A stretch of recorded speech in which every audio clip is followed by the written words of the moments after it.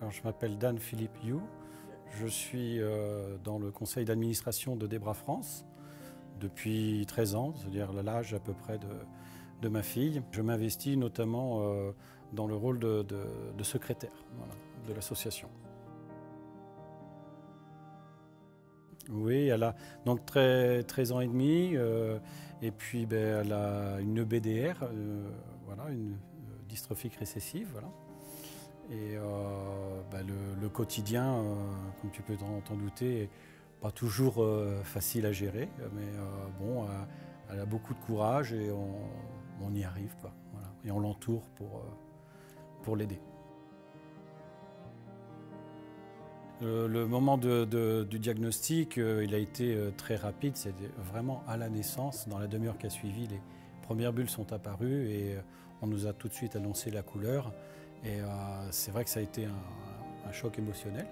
C'est effectivement un coup de massue, comme on dit, mais tout de suite, il faut quand même se réagir et se dire que on est là pour son enfant et que on a deux choix, c'est soit on baisse les bras ou soit on se relève et on combat. Et étant de nature combative, j'ai fait la deuxième option, donc je me suis dit il faut que je me batte pour ma fille. Et l'une des façons d'y parvenir, ça a été aussi de se mettre dans cette association Debra France qui m'a beaucoup aidé. Et j'en profite pour moi aussi aider à mon tour les familles dans la mesure de mes capacités. C'est une maladie qui est chronophage et c'est vrai que la gestion du temps, c'est un peu compliqué dans une vie où j'ai mon activité professionnelle et il faut gérer à la fois le quotidien de tout parent, c'est-à-dire les courses, la lessive, le ménage, enfin bon, tout ce qu'il fait, mais plus gérer une maladie complexe avec des soins complexes. Et puis impactante pour la personne concernée et l'entourage aussi, parce que émotionnellement c'est quelque chose. Il faut s'occuper d'elle, pour la soigner physiquement et la soigner moralement aussi. Voilà.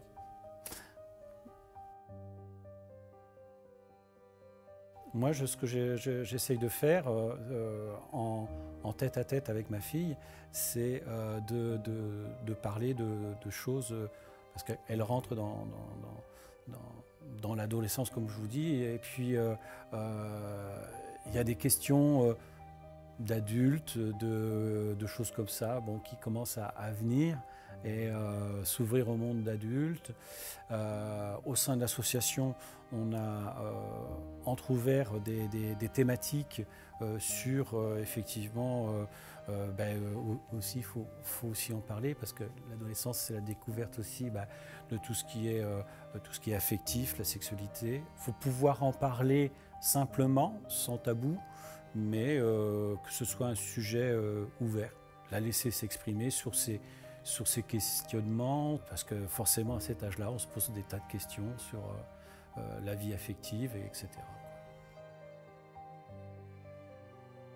Maintenant, elle a grandi, elle rentre dans l'adolescence, une période qui est quand même pas facile. Mais justement, c'est là où il faut que les parents, il faut qu'ils soient vraiment présents dans ce moment qui est charnière, qui est assez décisif. Et il va falloir être à l'écoute de ses besoins, ça j'en suis conscient. Et après, être à la hauteur aussi. Donc c'est vrai que c'est un enjeu pour elle et aussi pour les parents. De pouvoir répondre. Et alors, ce qu'elle aurait le plus besoin, je pense que c'est avant tout favoriser une sociabilisation au maximum. Et c'est de ça dont elle a le plus besoin, d'être avec les autres comme les autres. De toute façon, comme tout enfant, ce qu'elle a le plus besoin aussi, c'est d'être entourée, d'être aimée, d'être surtout encouragée. dans ses passions.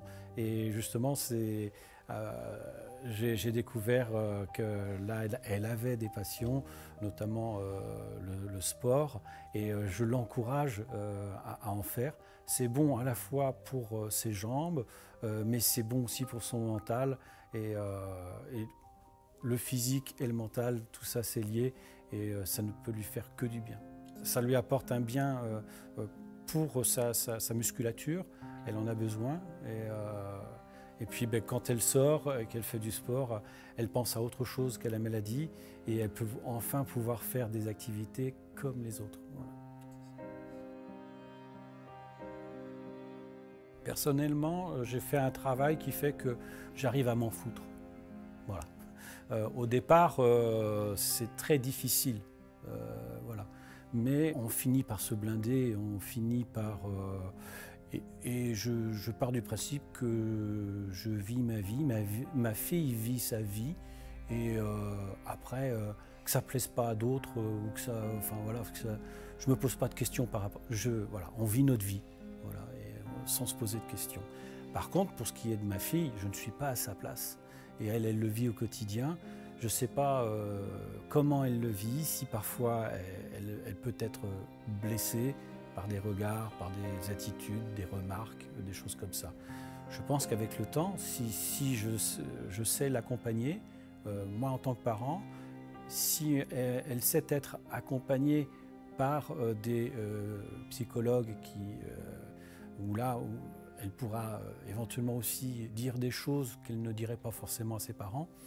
Elle pourra libérer sa parole, et tout ce qui est justement regard des autres, pesanteur de ce regard sur elle, elle pourra évacuer certaines choses. Ça ne résoudra pas forcément tous ses problèmes, mais ça l'aidera. Donc je pense qu'il faut qu'elle se fasse aider et accompagner, hein, à la fois par ses parents et par des professionnels. Merci Dan. Je t'en prie. Au revoir. Salut.